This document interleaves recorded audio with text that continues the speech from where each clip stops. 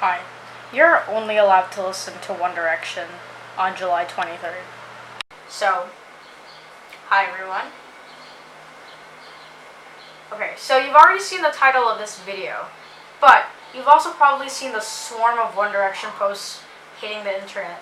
Because today, ladies and gentlemen, if there's any gentlemen actually watching this video, it's July 23rd, 2020, and officially the 10-year anniversary of One Direction.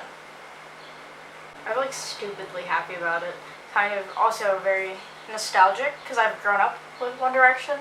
So with the news of One Direction reaching their 10-year anniversary, I sort of went down memory lane and I kind of wanted to make a video of it because I know a lot of us are sort of reliving that with a 10-year mark.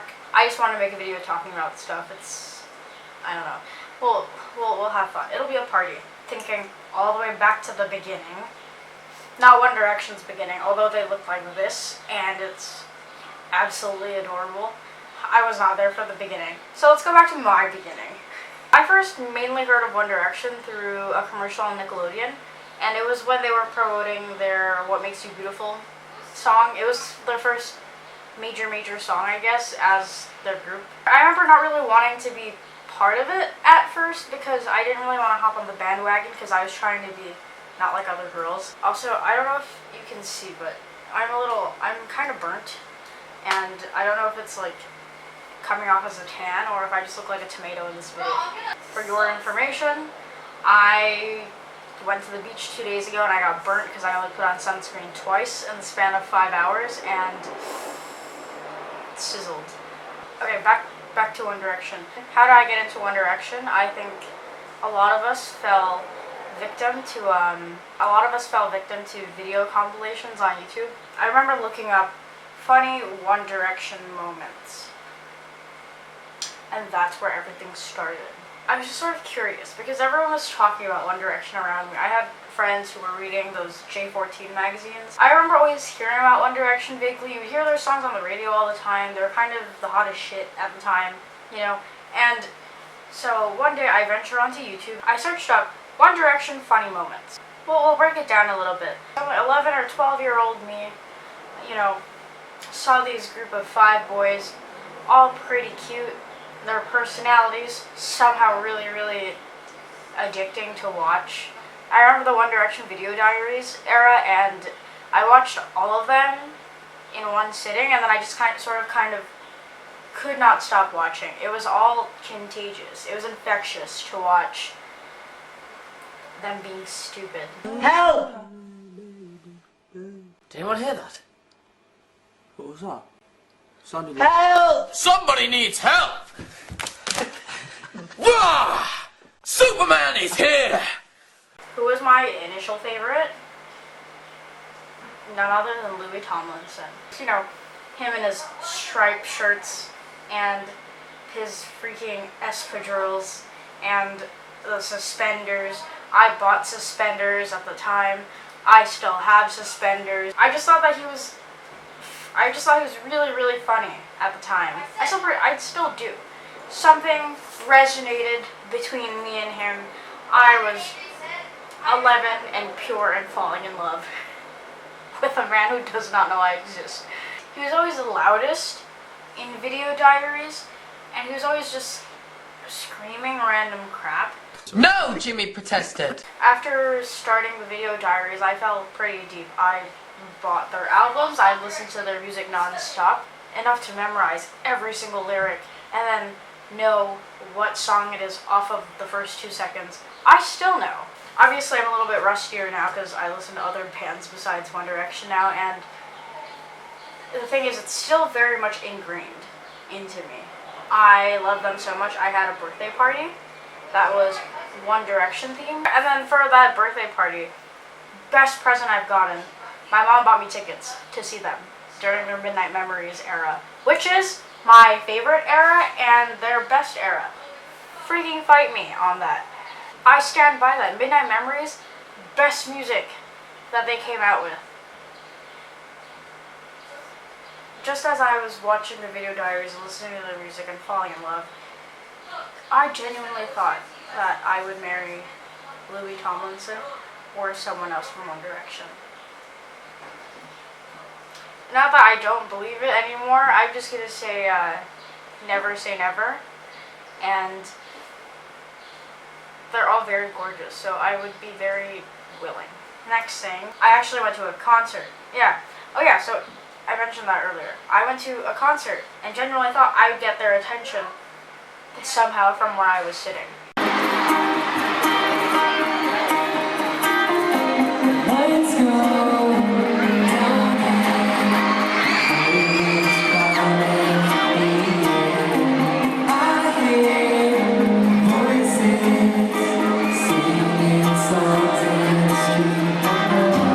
It was their Where We Are tour. Here are some pictures of Fetus Me. Because I think I recorded the whole concert. I think I almost cried. I think I cried the day after because I was sad that it was over. Oh my god. I brought binoculars to that concert because my seat was decently far and they were pretty tiny from my point of view. Honestly, make fun of it all you want. It was kind of genius. I could finally see their faces from where I was. Yeah. And obviously the fan fiction hole was already very much in motion at that point. So much fan fiction about One Direction. Read so much fan fiction about people being shipped together in One Direction. So many fan fictions of One Direction falling in love with a random girl. Because I would also hope that girl would be me. A lot of it built my personality at the time. It's kind of cringy, but kind of funny, because this was a whole era, you know? I think 2013 to 2016 was probably such a good time period. There was that fanfiction description of girls, and I'm different from other girls, so, you know, my hair was always in a messy bun, because that was apparently a unique personality trait. And then I'm gonna go out and I'm gonna dress casually, so I'll wear a flannel. Remember when everyone thought flannels were peak fashion? Okay, I'm not here to crap on flannels. I just feel like that was a really defining outfit in a lot of fan fiction at the time. I wear flannels up until now. I think they're still hella cute. It's just, I feel like that was really, really specific. Y'all know what 2015 Wattpad was. That was a certain time. I'm glad I experienced it. I miss a lot of it. I for sure as hell miss One Direction. I remember being very devastated when Zayn left. I remember things so much from when I loved One Direction that I was in 6th grade, and I remember I was in a book club. I remember getting a Twitter notification or checking online, because I used to check religiously every day news about One Direction, and seeing that Zayn had officially left One Direction during that tour that was going on at the time. I know he left right before their shows in the Philippines. Why do I know all of this so clearly? I remember just sort of shutting down as a person. I was sad, but I was so sad that I actually couldn't cry. And I made a post about it or something on my Instagram of saying, I appreciate your choice. Thank you for giving us you the last 4 years. I was devastated. And then eventually One Direction went on hiatus. It's still on hiatus. And I remember that so distinctly too! I was watching Talking Dead. Talking Dead was trending, because they usually go trending every time there's a new release of something. Then Chris Hardwick was like, oh, we're not trending #1 anymore because One Direction's on hiatus. And that, once again, I was concerned. That made me the kind of sad that made you want to cry. They played it off very cool. I'll give them that credit, because if they said that, you know, we're breaking up, that would have started a third world war of just Directioners fighting something because they don't know what else to do. I almost didn't know what to do. And I was genuinely about to start sobbing in my aunt's house. And I didn't want to have to explain that I was crying because a band broke up. Or because One Direction broke up. They knew who One Direction was. My whole family loved One Direction. Me and all my cousins. Like, literally. Even the male cousins. We all loved One Direction so much. Yeah, the fact that I can recall all of these things so specifically shows that I still care, honestly, and I still listen to them up until now. They're usually one of my top few artists every year, regardless. I don't only listen to them anymore, but they're comfort music. Obviously, a lot of Directioners don't just listen to One Direction, but I think all of us can say that One Direction brings back a certain kind of nostalgia and feeling, and it puts you back in the mindset of when you were a little bit younger and a time where these 5 boys made you so happy. I like girls who eat carrots. I guess I'm saying 5 because Zayn is still part of it. You know, obviously, I love them all individually now. I still listen to One Direction when I don't know what else to listen to. Just as a sake of comfort and knowing that I still know so much of their lyrics. I swear to God, their lyrics have taken up a permanent part of my brain. And I don't think I can remember new songs that easily because a good 7% of my brain is just dedicated to One Direction lyrics. They've taken a very good portion of my life.